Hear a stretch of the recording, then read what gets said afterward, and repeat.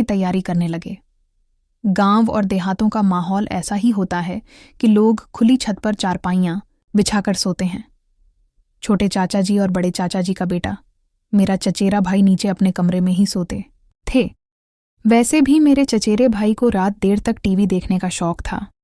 चाची जी ने मेरी चारपाई भी छत पर लगा दी थी। मैं सफ़र की वजह से बहुत थका हुआ था और चारपाई पर लेटते ही कुछ ही देर में मेरी आंख लग गई।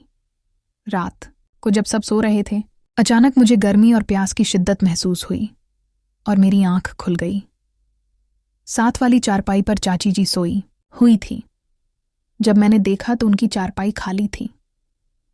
मैंने सोचा शायद वह शौचालय गई होंगी या प्यास लगने की वजह से पानी पीने गई होंगी। मैं चारपाई से उठा और छत पर बने एक छोटे से कमरे की तरफ चल पड़ा, जहां पानी का ठंडा मटका रखा हुआ था। जब मैं कमरे के दरवाजे पर पहुंचा तो दरवाज़ा बंद था, लेकिन दरवाजे के नीचे से हल्की सी रोशनी छनकर बाहर आ रही थी। मुझे पहले तो हैरानी हुई, अगर चाची जी पानी पीने आई हैं तो दरवाज़ा बंद करके क्यों पानी पी रही है, और अगर वह अंदर नहीं है तो फिर ये रोशनी किस चीज़ की है। मैंने दरवाजे को हल्का सा धकेल कर खोलने की कोशिश की तो वह अंदर से कुंडी लगी हुई थी।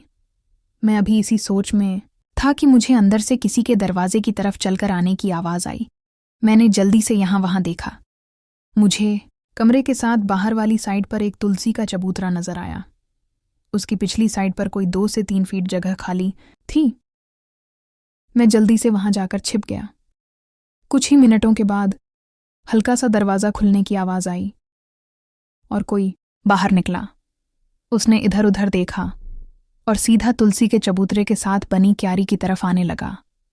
मैंने गौर से देखा तो मुझे चाची जी दिखाई दी, जो कि क्यारी की तरफ आ रही थी।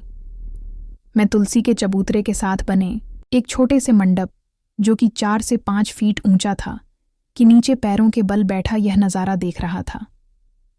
लेकिन मुझे वहां कोई देख नहीं सकता था। चांद की हल्की रोशनी में मुझे सब साफ नजर आ रहा था। जब चाची जी क्यारी के करीब पहुंची तो मैंने देखा कि चाची जी ने वहां से कोई चीज उठाई और दोबारा उसी कमरे की तरफ वापस चली गई। उनके जाने के कोई 2 मिनट के बाद मैं चुपके से वहां से निकला और कमरे की तरफ गया। इस बार दरवाज़ा हल्का सा खुला हुआ था, लेकिन हल्की सी रोशनी आ रही थी। मैंने आहिस्ता से थोड़ा सा दरवाजे को धकेला और सिर्फ आधा ही अंदर करके झांका, तो थोड़ा अंधेरा होने के बावजूद जो नज़ारा देखा वह मेरे होश उड़ाने के लिए काफ़ी था। अंदर चाची जी बाईं ओर एक कोने में एक चारपाई पर बैठी हुई थी और खुद से खेल रही थी। यह नज़ारा देखकर मैं होश खो बैठा और जब लगभग 10 सेकंड के बाद मैं कल्पनाओं की दुनिया से वापस आया और जब आंखें खोलीं तो मेरे पैरों तले ज़मीन खिसक गई। जब मैंने आंखें खोलीं तो देखा चाची जी का रंग उड़ा हुआ था और उनकी नज़रें मेरे चेहरे पर थीं। मैं अभी डर और शर्मिंदगी की सोच में था कि चाची जी की आवाज़ मेरे कानों तक पहुंची। कृष्ण, तुम यहाँ क्या कर रहे हो?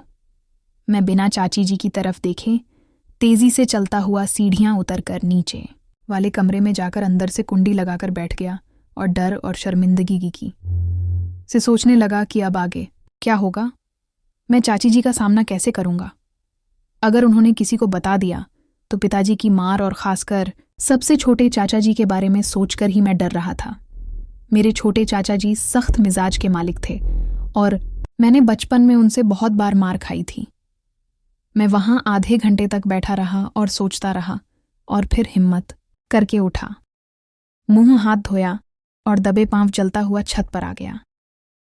पहले चाची जी की चारपाई देखी तो वह दूसरी तरफ मुंह करके लेटी हुई थी। मैं चुपके से आकर बिना कोई आवाज किए अपनी चारपाई पर आकर लेट गया और सुबह का इंतजार करते करते न जाने कब आंख लग गई और मैं सो गया। सुबह कोई 9 बजे का वक्त था जब मेरी चचेरी बहन ने मुझे आकर जगाया कि कृष्ण भैया उठो, दादी माँ और माँ नीचे नाश्ते के लिए बुला रही हैं। मैं अचकचाता हुआ उठा और सीधा शौचालय में घुस गया। नहा धोकर नाश्ते के लिए सबके साथ बैठ गया। दादी माँ और बच्चे भी नाश्ता कर रहे थे। छोटे चाचा जी अखबार पढ़ रहे थे और साथ साथ नाश्ता भी कर रहे थे और चाची जी रसोई से चीजें लाकर नाश्ता लगा रही थीं। मैं चोरी चोरी चाची जी की तरफ ही देख रहा था। जब नाश्ता लग गया तो चाची जी भी आकर नाश्ता करने लगी। जब मेरी और चाची जी की नजरें मिली तो हम दोनों ने फौरन नजरें चुरा ली। हम दोनों एक दूसरे से नजरें नहीं मिला पा रहे थे। मैं बार बार चाची जी की तरफ देख रहा था। अचानक चाची जी ने मुझे गुस्से भरी नजरों से देखा तो मैं डर गया और मुंह नीचे करके नाश्ता करने लगा। एक अजीब सा डर दिल में था कि चाची जी ने नाश्ते के बाद अगर चाचा जी को बता दिया तो मेरी खैर नहीं है। आज इसी सोच में निवाला गले से मुश्किल से उतर रहा था। मैं इन्हीं सोचों में गुम था कि छोटे चाचा जी बोले, बच्चों बस्ते उठा लो, स्कूल जाने का समय हो गया है। और मुझे कहा, कृष्ण बेटा शाम को ड्यूटी के बाद तुमसे बातें करेंगे। मैंने बस इतना ही कहा, जी चाचा जी, और वह कुछ ही मिनटों के बाद बच्चों के साथ चले गए। दादी, माँ अपने कमरे में चली गई और चाची जी बर्तन उठाकर रसोई में रखने लगी। मैं भी चुपके से उठा और टीवी वाले कमरे में बैठकर टीवी देखने लगा। टीवी में खास मन नहीं लग रहा था। बार बार एक ही बात दिमाग में आ रही थी कि अभी तक चाची जी ने चाचा जी को रात वाली बात नहीं बताई है, लेकिन वह चाचा जी को किसी भी वक्त बता देंगी तो फिर क्या होगा। बस यही डर मुझे खाए जा रहा था। रसोई से चाची जी के बर्तन धोने की आवाज आ रही थी। फिर कुछ देर बाद मैंने देखा कि चाची जी पूरे घर में झाड़ू लगाने लगी, पहले आंगन में, फिर बाकी कमरों में भी। जब वह टीवी वाले कमरे में आई और मुझे थोड़ा रूखे अंदाज में बोली कि कृष्ण बाहर जाओ, मुझे कमरा साफ करने दो, सफाई के बाद बैठकर टीवी देख लेना। मैं खामोशी से उठा और बाहर आंगन में पड़ी चारपाई पर आकर बैठ गया। फिर कुछ देर बाद मैंने देखा चाची जी टीवी वाले कमरे से सफाई करके अपने कमरे में चली गईं और मैं फिर टीवी वाले कमरे में आकर बैठ गया और टीवी लगा लिया। लेकिन दिमाग कहीं और था। थोड़ी देर बाद मैंने कमरे की खिड़की से देखा कि चाची जी अपने कमरे से निकलकर दूसरे कमरे की तरफ जा रही हैं और कमरे में दाखिल होकर अंदर से दरवाज़ा बंद होने की आवाज़ आई। मेरे दिल में फिर शैतान ने दस्तक दी और मैं रात वाले वाक्य के बारे में सोचने लगा। अचानक मैं वहां से उठा और उस कमरे की तरफ चलने लगा और कमरे के दरवाजे के पास पहुंचकर मैं दरवाजे के अंदर देखने की कोशिश करने लगा। लेकिन दरवाज़ा लोहे का बना हुआ था और उसमें कोई ख़ास ऐसी जगह नहीं थी जिससे अंदर देखा जा सकता था। मैं अंदर देखने के लिए जगह तलाश कर रहा था। यकायक मुझे जहां दरवाजे का ताला था उसके बिल्कुल नीचे एक छोटा सा सुराख नजर आया। मैंने फौरन वहां आंख लगाई और अंदर का बेडरूम था। मैंने हिम्मत की और आहिस्ता से चलते हुए कमरे के दरवाजे का ताला खोला जिसमें मैं बैठा हुआ था, और थोड़ा सा खुलकर बाहर देखा तो साथ वाला कमरा बंद था।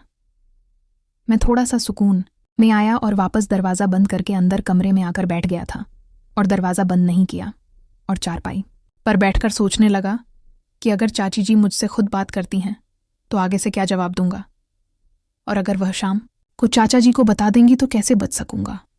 मैं इन्हीं सोचों में गुमसुम बैठा था और कोई आधे घंटे के बाद यकायक मुझे मेरे कमरे का दरवाज़ा खुलने की आवाज़ आई और मैंने मुंह उठाकर देखा तो सामने दरवाजे पर चाची जी थीं और उनको देखकर मेरा रंग पीला पड़ गया। वह कमरे में दाखिल हुई और दरवाज़ा बंद कर दिया और चलती हुई मैं जिस चारपाई पर बैठा था उसके सामने वाली चारपाई पर आकर बैठ गई और थोड़ी देर के लिए खामोश हो गई। मैं डर से उनसे आंखें नहीं मिला सकता था, इसीलिए मैं मुंह नीचे करके बैठा हुआ था। कोई 1 मिनट की खामोशी के बाद चाची जी की आवाज़ मेरे कानों में गूंजी। उन्होंने कहा, कृष्ण तुम आखिर ऐसा क्यों कर रहे हो? शर्म नहीं आती? तुम रात को भी बिना इजाज़त मेरे कमरे में आ गए और आज दूसरे कमरे में भी यही हरकत की है। मैं तुम्हारी चाची हूं और तुम मुझ पर गंदी नज़र रखते हो। मैं बस उनकी बातें सुन रहा था, लेकिन आगे से जवाब देने की हिम्मत मुझ में नहीं थी। उन्होंने फिर सख्त लहजे में कहा, जवाब दो, आगे से बोलते क्यों नहीं? मैं अब उनको क्या जवाब देता? गलती मेरी अपनी थी। फिर चाची जी बोली, आज मैं तुम्हारे चाचा जी को शाम को बताऊंगी कि तुम अच्छे लड़के नहीं हो, ताकि वह तुम्हारे दिमाग से यह ख्याल निकाल सकें। उनकी बात सुनकर मैं डर गया और मैं फौरन उठा और चाची जी के पैरों में गिर गया और उनसे माफ़ी मांगने लगा और उनसे माफ़ी की भीख मांगने लगा और दोबारा से ऐसी हरकत ना करने की तौबा करने लगा और बार बार उनसे कहने लगा, चाची जी मुझे माफ़ कर दें, चाचा जी को ना बताएं। मैं दोबारा कभी भी नहीं करूँगा। थोड़ी देर बाद चाची जी को मुझ पर रहम आ गया। उन्होंने कहा कि मैं आज तुम्हें माफ़ कर रही हूँ और चाचा जी से भी बात नहीं करूँगी, लेकिन आइंदा ऐसी हरकत हुई तो याद रखना मुझसे बुरा कोई नहीं होगा।